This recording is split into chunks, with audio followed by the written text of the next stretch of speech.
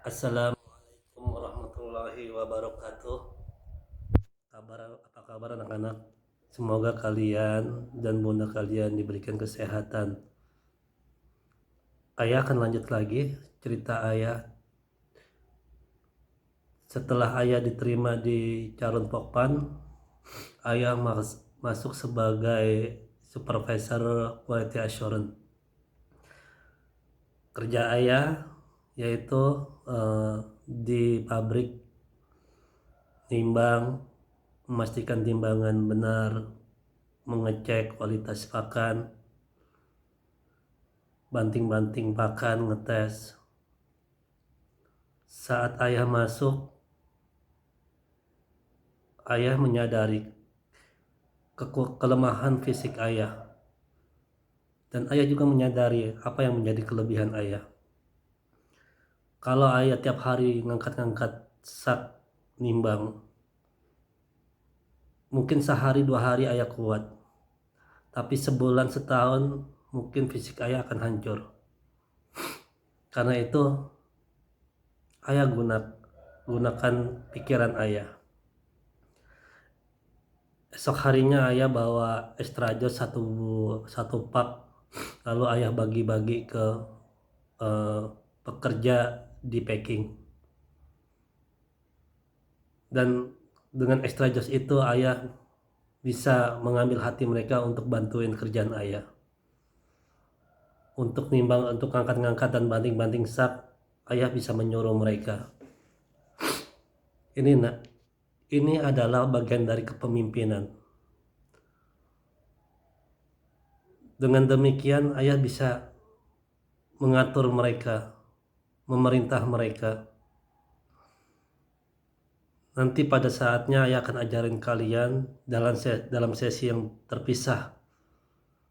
Ayah akan membuat video tentang pelajaran-pelajaran tentang hidup, kepemimpinan, manajemen untuk kalian. Ayah kerja di Pokpan sebagai quality assurance dan kerja ayah kena shift. Di Pokpan kerjanya 3 shift. Shift 1 dari jam 8 pagi sampai jam 4 sore. Sampai jam 5 sore. Shift 2 dari jam 5 sampai jam 11 malam. Dan shift 3 dari jam 11 malam sampai jam 8 pagi. Oh salah, maaf. Dari jam 5 sampai jam 1 malam, jam 1 sampai jam 8 pagi. Ayah jalani dengan senang pekerjaan tersebut. Ada satu sesi dalam hidup ayah ketika ayah sudah kerja 3 bulan. Ayah berencana untuk melamar bunda kalian. Waktu itu karena ayah sudah berjanji sama bunda kalian saat ayah pertama kali pacaran, bahwa kita hanya pacaran selama setahun. Tapi takdir mengatakan bahwa waktu itu harus diperpanjang karena ayah menganggur. Setelah ayah diterima kerja di Calon Pokpan dan ayah sudah kerja 3 bulan, ayah ngomong ke eyangko bahwa ayah berkehendak untuk melamar bunda kalian. Waktu itu eyangko bertanya pada ayah, apakah memang kamu sudah jadi karyawan tetap? Ayah tidak jawab pertanyaan itu. Ayah hanya menjawab, saya kan sudah kerja 3 bulan pak. Terus terang, ayah tidak berani berbohong. Tapi ayah tidak bisa menjawab pertanyaan tersebut. Karena itu ayah jawab dengan ketidakterus-terangan. Dan itu tidak salah. Ayah tidak membohongi eyang kalian. tapi ayah tidak menjawab pertanyaannya. Sesungguhnya yang terjadi adalah di Calon Popan, ayah dikontrak selama setahun di masa percobaan. Tapi kalau ayah harus menunggu sampai ayah menjadi karyawan tetap, itu bukanlah sebuah kepastian. Sedangkan menurut ayah, berpacaran terlalu lama itu tidak baik. Karena itu ayah memberanikan diri melamar bunda kalian. Akhirnya ayah membawa Mbah dan Mbak Jenner diwakilkan dengan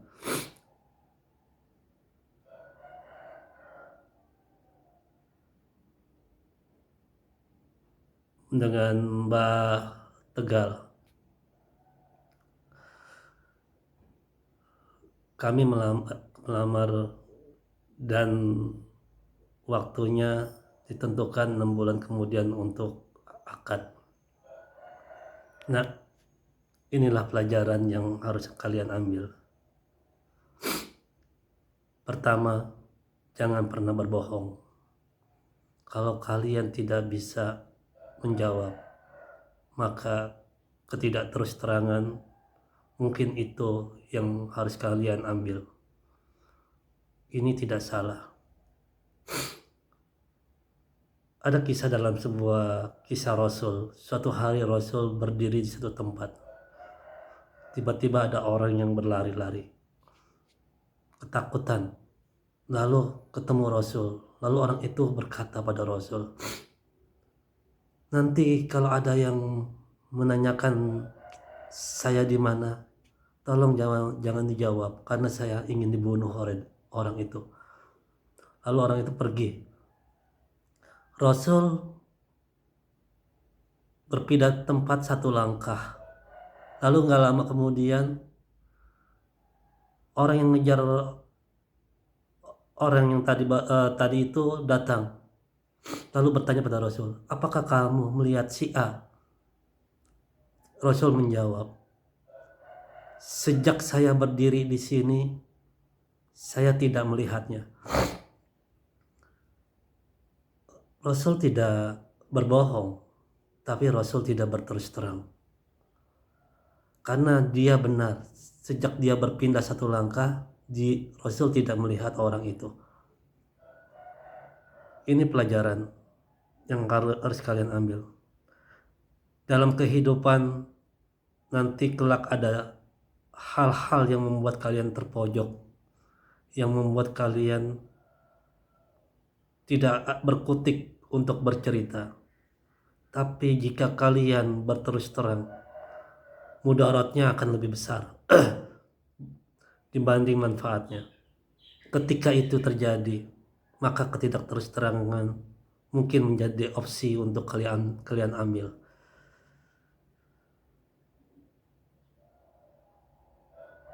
Waktu itu ayah bekerja masih kontrak, nak. Gaji ayah hanya 1 juta. Tapi ayah memberanikan diri untuk melamar bunda kalian. Ada satu hal yang harus kalian ambil pelajaran dari sini. Waktu itu ayah berpikir,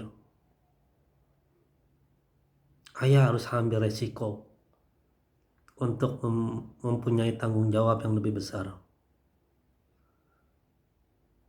Dan itu ayah lakukan karena ayah yakin akan sebuah ayat yang berkata, menikahlah, maka kalian akan kaya. Lalu ayah waktu itu hanya punya uang 3 juta dan memberanikan diri untuk melamar bunda kalian. Ketika di perjalanan menunggu hari akad, setelah lamaran tiba-tiba ayah sakit. Ayah kena demam berdarah dan harus dirawat di rumah sakit Sumber Waras. Ayah dirawat 2 minggu. Ada satu momen ketika ayah dirawat, datang tetangga di Tomang, itu Pak D dan Bude Harjo. Dia sudah tua. Dia menjenguk ayah.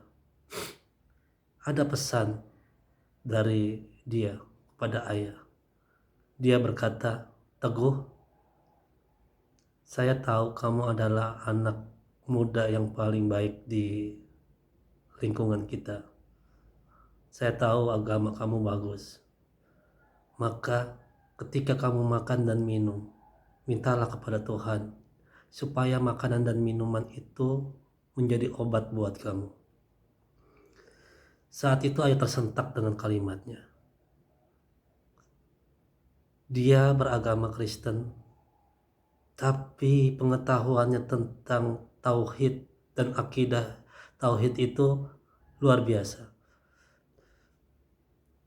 Bahwa apa yang dikatakannya itu adalah pelajaran dalam Islam, nak. Bahwa kalimat la ilaha illallah itu bukan hanya sekedar tiada Tuhan selain Allah. Bahwa dialah Allah yang menyembuhkan. Bukan dokter, bukan obat. Bahkan air putih pun kalau Allah berkehendak bisa menjadi obat. Disitulah ayah tersentak akan nasihatnya. Dan akhirnya apa yang dia sarankan ayah lakukan. Nah, setelah ayah pulang dari rumah sakit, uang ayah habis. Ayah bingung. Ayah tidak punya uang, tapi berapa bulan lagi ayah harus akad nikah. Dalam hati ayah hanya berkata pada Allah, "Ya Allah, niat saya baik, maka tolonglah hamba. Karena saya yakin bahwa Engkau telah berjanji bahwa Engkaulah penolong orang-orang yang berbuat baik." Maka ketika itu tiba-tiba saja ayah banyak dapat lemburan, nak. Dan alhamdulillah setelah hari H ayah dapat mengumpulkan uang 3 juta. Ayah menikahi bunda kalian hanya dengan uang 3 juta. Tapi bukan uangnya. Karena ayah ingin menjaga agama ayah. Ayah niat bahwa menikah itu jauh lebih baik daripada pacaran. Nah, pacaran itu banyak jebakannya. Ayah sebagai orang tua hanya ingin mengajarkan pada kalian, kalau kalian sudah punya pasangan, menikahlah. Buat Mas Danis, jika Mas Danis sudah punya calon, beranilah untuk melamar. Jangan berpikir kamu belum siap secara materi, karena Allah akan menolong kamu. Karena Allah akan memberi kamu rezeki. Semakin besar tanggung jawab seseorang, semakin besar rezekinya. Buat kakak, buat adik, jika ada yang suka sama kalian, tantanglah dia untuk melamar langsung. Kalau dia memang seorang laki-laki yang baik, dia akan langsung melamar kamu. Gak usah pikirkan apa pendidikannya, gak usah pikirkan apa pekerjaannya. Yang penting dia bekerja dan dengan cara yang baik dan halal. Insya Allah, Allah akan ngasih jalan orang-orang yang baik untuk mendapatkan rezeki. Ayah tidak melihat calon mantu ayah adalah orang-orang yang berpendidikan tinggi atau berpekerjaan penuh jabatan atau berpenghasilan besar. Ayah hanya ingin punya mantu yang baik, laki-laki yang bertanggung jawab buat anak-anak ayah. Itu nak pesan dari ayah. Lalu akhirnya kami pun menikah di Masjid Agung Kemayoran.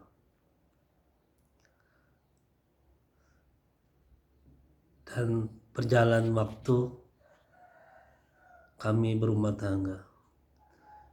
Sampai ada satu momen yang mungkin bisa ayah ceritakan pada kalian. Ketika itu ayah baru pulang kerja shift 2. Sampai rumah jam 2 malam. Bunda kalian masih kerja di Tomang. Lalu sampai rumah seperti biasa, bunda kalian membuatkan Indomie dan kami makan berdua. Sambil makan, bunda kalian berkata, "Ayah, aku ingin berhenti kerja." Ayah berkata pada bunda kalian, "Kenapa kamu berhenti kerja?" Waktu itu bunda kalian sedang mengandung Safa, 9 bulan di kandungan. Dia bilang kalau dia sudah gak kuat kerja sambil hamil besar. Ayah hanya bilang, ayah tidak pernah menyuruh bunda kalian kerja dan tidak pernah melarang bunda kalian untuk kerja.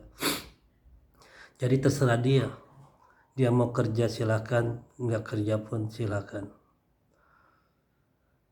Lalu bunda kalian bilang, "Iya, tapi aku masih memiliki tanggungan untuk bantu biaya sekolah adik aku, yaitu Om Adib, Om Bi." Waktu itu ayah berkata, "Kamu itu sudah menjadi istri aku. Apa yang menjadi tanggung jawab kamu, menjadi tanggung jawab aku." Terus bunda kamu berkata, "Iya, tapi setelah dihitung-hitung jika aku nggak kerja, penghasilan kamu kurang 600.000. Ayah tidak lagi memikirkan macam-macam. Ayah hanya berkata, "Tenang aja, insya Allah ada rezeki dari jalan yang tidak pernah kita duga." Dan benar saja besoknya ayah masuk shift 1. Ayah pergi ke kantor. Jam 9 pagi atasan ayah datang nemuin ayah. Lalu berkata, "Guh, saya dengar semua yang S1 akan ada penyesuaian gaji sekitar 600.000. Allahu Akbar. Jam 2 malam kami berkata bahwa kami kekurangan uang 600.000. Tapi jam 9 pagi Allah jawab, kekurangan itu akan ditambahkan. Inilah nak, jika kita punya keyakinan bahwa Allah lah yang memberi rezeki, Allah akan berikan rezeki itu. Ini adalah mukjizat kedua dari hidup ayah. Allah jawab keyakinan ayah hanya dalam waktu sekian jam saja. Akhir bulan ayah gajian, ternyata kenaikan gajinya hanya 300.000. Teman-teman ngedumel. Ya biasa, kadang-kadang lingkungan itu mempengaruhi kita. Nah, hati-hati dengan lingkungan. Karena teman-teman ngedumel, ayah pun jadi ikut terbawa-bawa ngedumel. Tapi untungnya ayah sadar, loh ini kan rezeki dari Allah. Andai kan gak datang rezeki tambahan ini, tentu ayah masih bergaji 1 juta. Bukankah ini adalah rezeki yang tidak disangka-sangka walaupun hanya 300? Dalam hati ayah berkata, mungkin Allah ingin menguji saya. Apakah saya termasuk orang yang bersyukur atau tidak? Ayah pulang lalu bercerita pada bunda kalian. Ya, bunda kalian mengeluh. Tapi ayah bilang, mungkin Allah ingin menguji kita termasuk orang yang bersyukur apa tidak. Sabar. Besoknya ayah kerja. Dan atasan ayah datang lagi kepada ayah. Dia bilang, ternyata kenaikan gajinya tidak sekaligus, tapi dirapel 2 kali. Dan benar saja, setelah di akhir bulan berikutnya, gaji ayah naik lagi 300. Dan seperti di malam itu, kita kekurangan 600. Setelah 2 bulan kemudian, kekurangan 600 itu terjawab. Nah, pelajaran yang harus kalian ambil adalah, yakinlah bahwa Allah itulah pemberi rezeki. Allah lah yang memberi rezeki pada kita. Bahwa Dia berkehendak, bahwa Dia Maha Kuasa. Tapi dalam memberikan kehendaknya, kita tidak dengan mudah untuk mendapatkannya. Dia akan menguji kita sampai titik nadir. Dia akan menguji seberapa jauh keyakinan kamu padanya. Ini pelajaran yang harus kalian ambil. Ini pelajaran yang harus kalian ambil. Demikian cerita dari ayah. Nanti akan ayah lanjut lagi perjalanan ayah selama bekerja di Calon Pokpan. Akan banyak hikmah-hikmah yang akan bisa kalian ambil pelajarannya. Assalamualaikum warahmatullahi wabarakatuh.